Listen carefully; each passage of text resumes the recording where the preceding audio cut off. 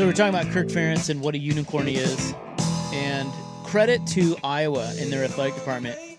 They've been really the only school besides, maybe you could say Utah, but they've just approached their college football head coaching position completely differently than the rest of the entire college football world. And they took a lot of heat for it initially, but that has really worked out for them. Yeah.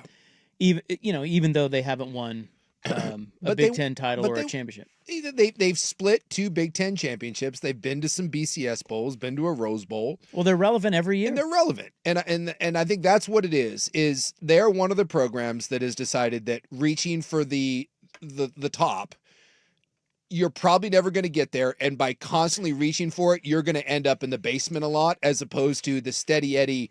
We know who we are and we're happy with who we are. And not many programs are willing to do that. And is there something about maybe the fans like Midwestern sensibilities and knowing that there's limitations and maybe I think that's some maybe of it. You can't do that in bigger places. You have to, but Oregon State isn't a big place. No. You have to know who you are. And they do know that. That's part of what I'm saying here is you got to be honest with your expectations and what you are. Yeah. And if Oregon State isn't, this is going to be a disaster. Yeah. But they know what, they know the situation that they're in. I hope so. And Iowa, I think, definitely has a very good sense, and they did way back when they hired Kirk Ferentz, of what they are and what they want to be. Yeah. And it worked. Mm-hmm. So if you have that, you have a chance.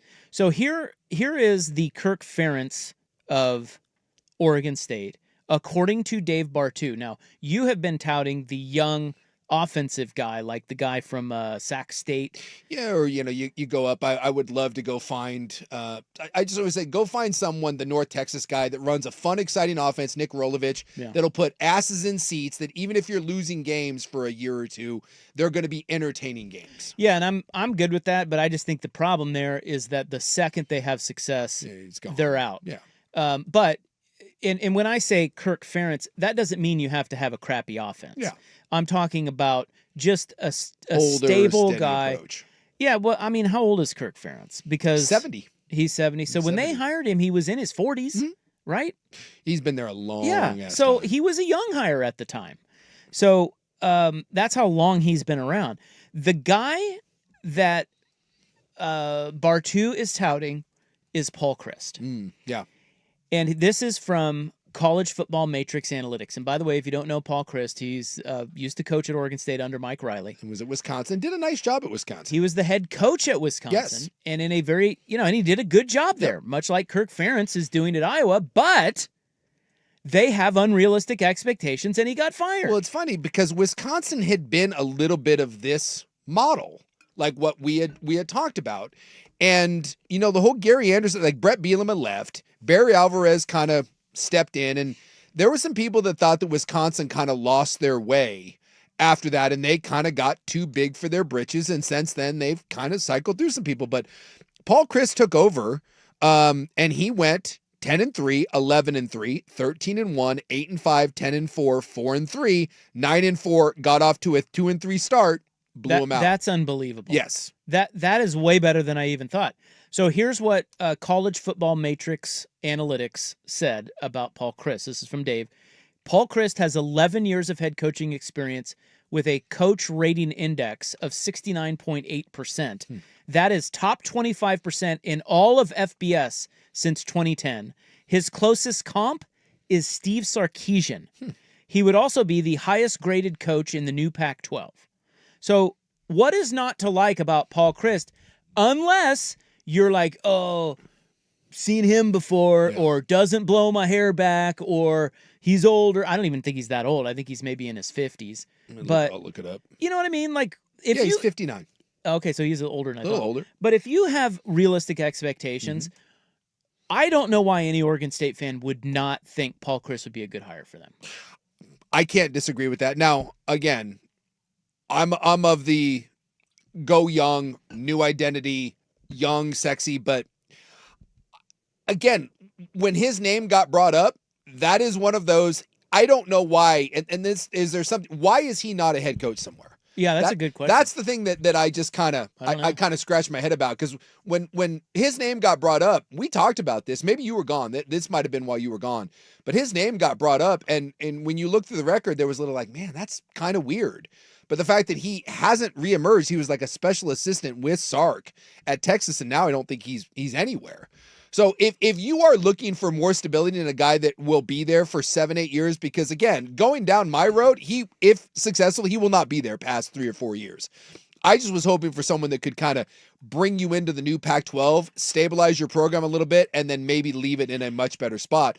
Whereas Chryst could be the guy that maybe is there for 10 years. That's my whole point, is that he'll be there as long as you want him. You would think. And more programs are taking this approach. You know, Indiana just did this. Yeah, and it may not work out. Look, I know everybody thinks Signetti's the bee's knees this year, but in 5 years, it may not be going that well at Indiana. Yeah. But you know what Indiana just said? They committed to him. We'll go through that trouble with him. We'll stick with him. And I hope they do. Oregon has done that with Dan Lanning. Yep. Obviously, Iowa was the first to do it. Although it is easy to do when you're taking a program from nothing and now you're in national title contention, or Dan Lanning. Yeah. It's a little harder to do with someone at Iowa or Wisconsin or something like that, or certainly Oregon State.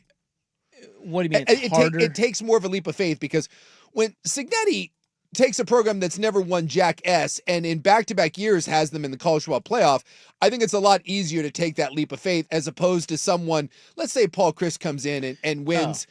Wins 7 games, 8 games, 8 games, and then say, hey, and then he wins 4 and be like, you know what? I understand you won 4. You're doing something here. That's a harder leap of faith. Of course it is. But what I'm saying is that it is smart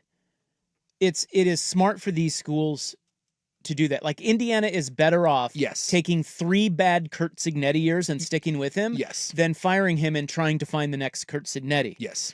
And that's what Iowa has done. Yep. And I think more schools are seeing this approach, particularly with all these huge buyouts they don't want to pay. Yeah. And I think Paul Chryst fits that mold. Yeah. Jonathan Smith would maybe fit that mold if he were to be fired at Michigan State to come back to Oregon State. I don't know if he would come back to Oregon State, but I think that's another guy that would be one where you could just say, hey, we're going to commit to you, man. We're with you. Like, I wonder this, like, Florida hired Dan Mullen, who had done a really nice job at Mississippi State.